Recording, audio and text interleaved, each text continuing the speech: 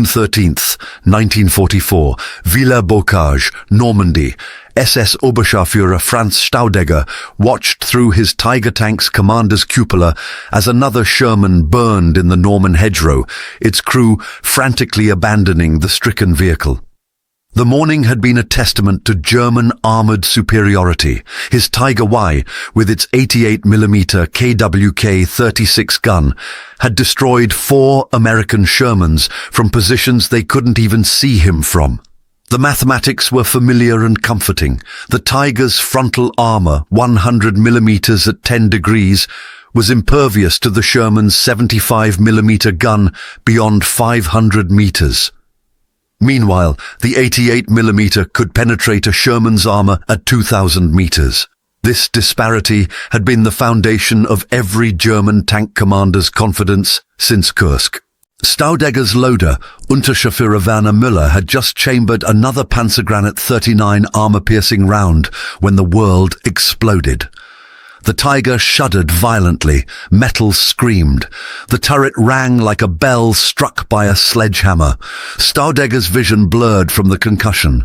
Through the smoke and confusion, he couldn't comprehend what had happened. Tigers didn't get penetrated frontally. It was physically impossible, yet the evidence was undeniable.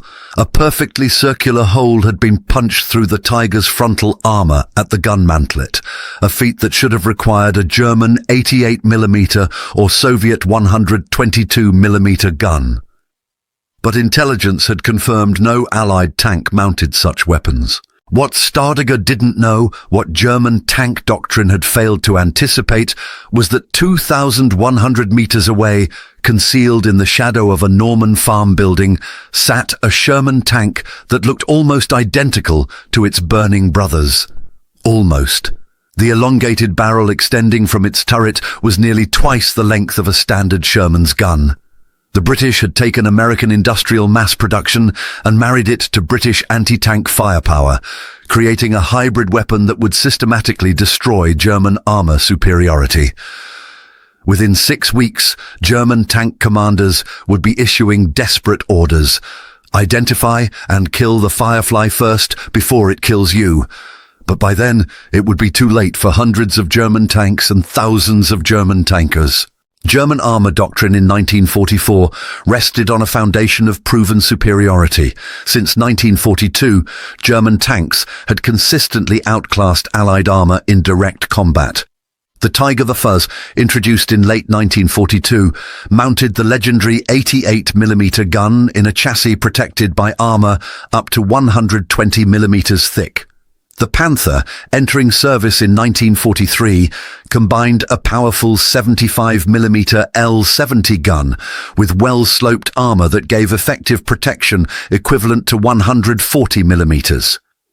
Even the workhorse Panzer IV, with its 75mm L-48 gun, could destroy standard Shermans at ranges where return fire was ineffective.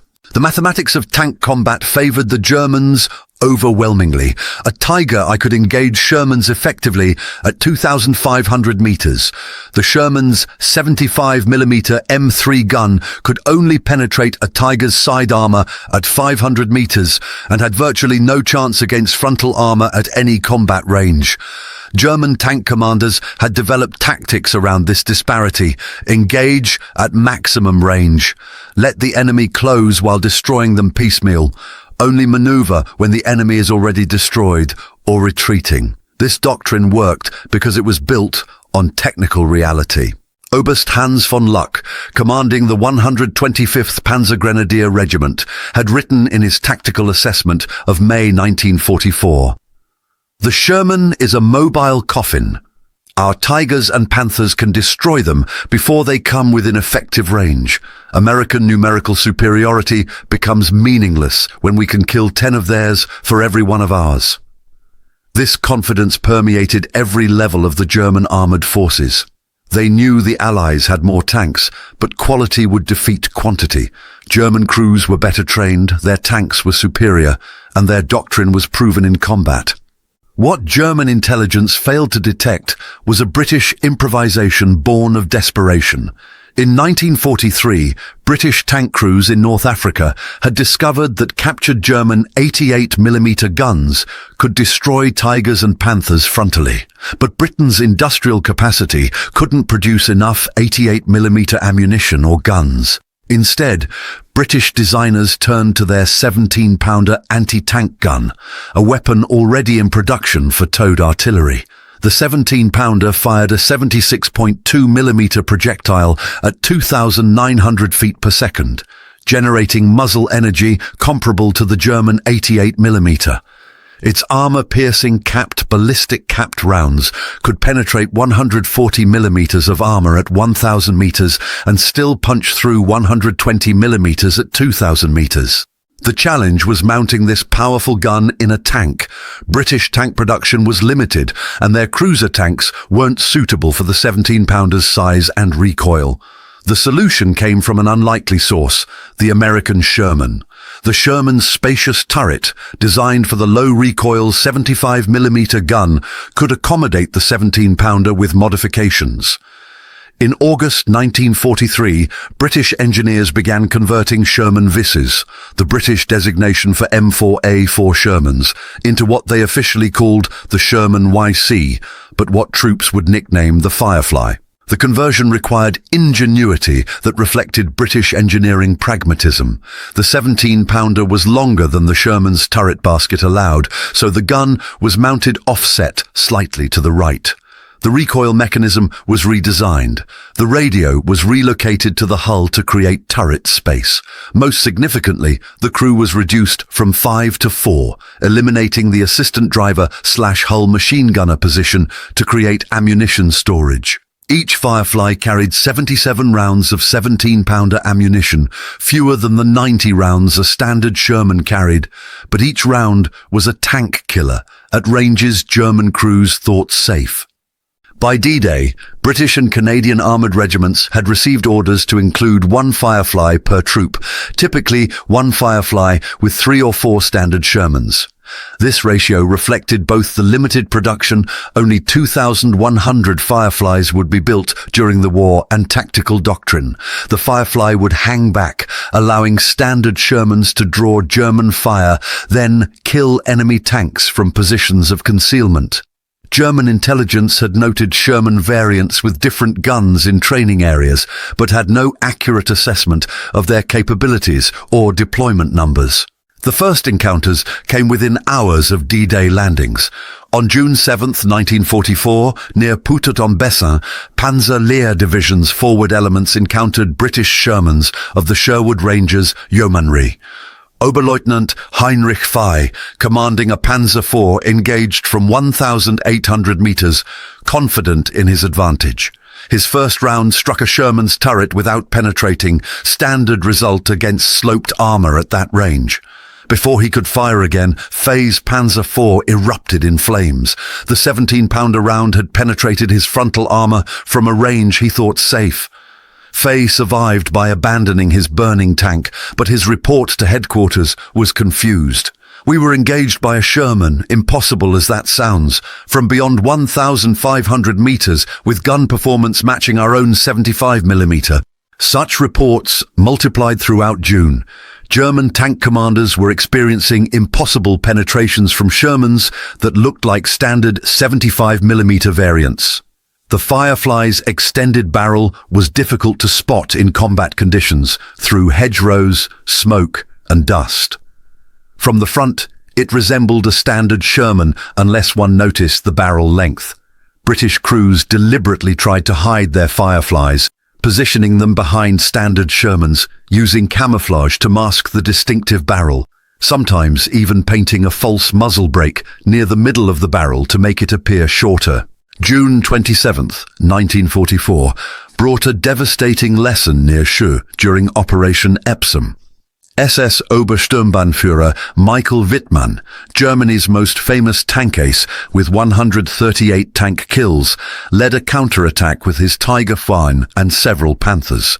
Wittmann was supremely confident. His Tiger had survived dozens of engagements. Its armor had deflected countless shots. But that morning, his Tiger was struck by a 17-pounder round that penetrated the turret side armor. Whitman survived, but his invincible Tiger was destroyed. The psychological impact rippled through German armored units. If Whitman's Tiger could be killed by a Sherman, no German tank was safe. By early July, German intelligence had finally identified the Firefly and issued urgent warnings. A captured British document revealed the truth. The 17-pounder could penetrate German heavy tank armor at ranges where German guns thought they had sanctuary. More disturbing, the Firefly was being deployed systematically, one per tank troop, making every Sherman group potentially deadly. German tactical doctrine adjusted immediately with desperate orders issued to all panzer units. Identify and destroy Sherman variants with extended barrels before engaging other targets. These vehicles represent the primary threat. But identifying Fireflies in combat proved nearly impossible. British crews understood their value and protected them ruthlessly. Fireflies would hide in concealment while standard Shermans maneuvered. Only when German tanks exposed themselves to engage the visible Shermans would the Firefly fire from a different position. By the time German commanders realized they were facing a Firefly, a 17-pounder round was already in flight. This tactical use transformed every Sherman engagement into a deadly puzzle. Which one was the Firefly? The question paralyzed German tank commanders who had previously operated with assured superiority. The technical specifications of the 17-pounder shocked German engineers when they finally captured an intact Firefly in late June. The armor-piercing, ballistic capped round, designated APCBC, weighed 17 pounds and traveled at 2,900 feet per second. At 1,000 meters, it could penetrate 140 millimeters of homogeneous armor. At 2,000 meters, still 120 millimeters. These performance figures exceeded the German 88 millimeter in some aspects and matched it in others. More importantly, the 17-pounder's high velocity meant flat trajectory and accuracy that made long-range gunnery easier than with lower-velocity weapons. German tank crews developed superstitious identification methods to spot Fireflies. Some claimed the Firefly's exhaust smoke was different. Others insisted the engine sound was distinctive. A few convinced themselves they could spot the longer barrel from turret profile. None of these methods worked reliably in combat conditions where visibility was limited and decisions had to be made in seconds. The fear of Fireflies began affecting German tactical decisions. Panzer commanders who had previously engaged Allied armor aggressively now hesitated, worrying that any Sherman might be a Firefly waiting to kill them from beyond their effective engagement range. By August 1944, during the Falaise pocket battles, Fireflies were destroying German armor at devastating rates. On August 8th, near Saint-Aignan-de-Cramesnil, Lieutenant Gordon's Firefly of the Northamptonshire Yeomanry destroyed 3 Panthers and 2 Panzer I-4s in 12 minutes, all from positions exceeding 1,500 meters. The Germans never located his position. Such engagements were repeated across Normandy as British and Canadian units used their Fireflies to deadly effect. German tank losses mounted not just from numerical superiority, but from a weapon system that negated their technical advantages. The psychological warfare aspect of the Firefly cannot be overstated. German tank crews had relied on armor superiority as psychological comfort. They knew that in direct combat, their Tigers and Panthers were nearly invulnerable to standard Allied tank guns. This knowledge provided courage in combat. The Firefly destroyed that confidence. Every engagement became fraught with fear that a single shot from an unidentified Firefly would kill them before they could react. This fear affected combat decisions, making German commanders more cautious, slower to maneuver, less aggressive in exploitation. Captured German tank commanders in late 1944 consistently cited the Firefly as their most feared opponent.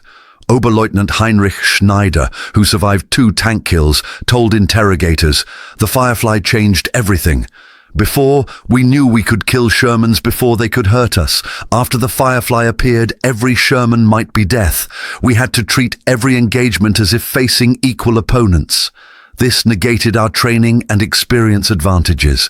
This testimony was echoed by dozens of German tank officers, revealing how thoroughly the Firefly had undermined German morale. The production and deployment statistics reveal why the Firefly was so effective despite limited numbers. Of approximately 2,100 Fireflies produced during the war, the vast majority deployed to Northwest Europe between June 1944 and May 1945. British armoured regiments maintained roughly 15 to 20% Firefly composition, one Firefly per troop of 4 to 5 tanks. This seemingly small percentage created massive psychological impact because German crews never knew which Sherman was the deadly variant. The uncertainty paralysed decision-making and forced German tanks to engage all Shermans as potential Fireflies, negating their range advantages. German countermeasures proved ineffective. They tried concentrating fire on suspected Fireflies, but British crews used standard Shermans as decoys. They attempted to engage at extreme ranges beyond even the Firefly's effective range, but this meant hitting targets at 3,000 meters, where accuracy dropped dramatically. They experimented with ambush tactics, waiting for Allied armor to close to point-blank range where German armor advantages would dominate, but this surrendered operational mobility. No tactical solution could overcome the fundamental problem that the Firefly had erased German technical superiority. The combat record of individual Firefly crews demonstrated the weapon's devastating effectiveness. Sergeant Bob Bowers of the 4th 7th Royal Dragoon Guards destroyed 8 German tanks in 2 weeks during August 1944, all at ranges exceeding 1,200 meters. Lieutenant John Gorman of the 2nd Fife and Forfar Yeomanry killed 11 German armoured vehicles, including 5 Panthers, during the advance into Belgium. These weren't exceptional cases, but representative of Firefly performance when deployed by competent crews with proper tactics. By September 1944, German armoured doctrine had fundamentally changed in response to the Firefly threat. Orders emphasized immediate withdrawal when Fireflies were identified, concentration of fire to suppress them before other targets, and avoiding engagement beyond 1,000 meters where Firefly advantages were maximum. These tactical adjustments represented complete reversal of previous doctrine that had emphasized long-range engagement to exploit German gun superiority. The Firefly had forced Germans to fight on Allied terms, close-range engagements, where numbers and maneuverability mattered more than armor thickness or gun power. The final testament to the Firefly's impact came in German post-war assessments.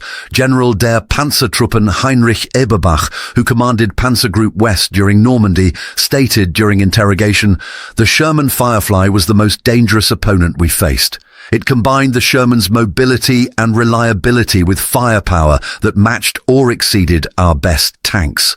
Our crews learned to fear them above all else."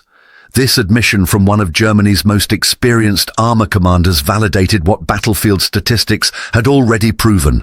The Firefly had transformed Allied armor from quantitative threat to qualitative match. The Sherman Firefly represented a perfect example of Allied material superiority through adaptation rather than innovation. The British hadn't invented a new tank. They had taken existing components, American Sherman chassis and British 17-pounder gun, and combined them into a weapon system that solved their most critical deficiency. This pragmatic engineering, possible only through Allied cooperation and industrial capacity, created a tank destroyer that exceeded German technical achievements. The Germans could build superior tanks individually, but the Allies could adapt faster and deploy solutions more quickly. In the end, the Firefly's greatest victory wasn't the 500-plus German tanks it destroyed, though that number is significant. Its greatest achievement was destroying German psychological superiority. Tank combat shifted from German-dominated long-range engagements to chaotic close-range battles where Allied numerical superiority and crew determination mattered more than armor thickness. The German tank crews who froze when the Firefly's 17-pounder hit from 2,000 meters had just learned the war's hardest lesson. Technical superiority means nothing when the enemy adapts faster than you can respond. The Sherman Firefly proved that lesson with 17 pounds of armor-piercing steel traveling at 2,900 feet per second, destroying German tanks and German confidence with equal effectiveness.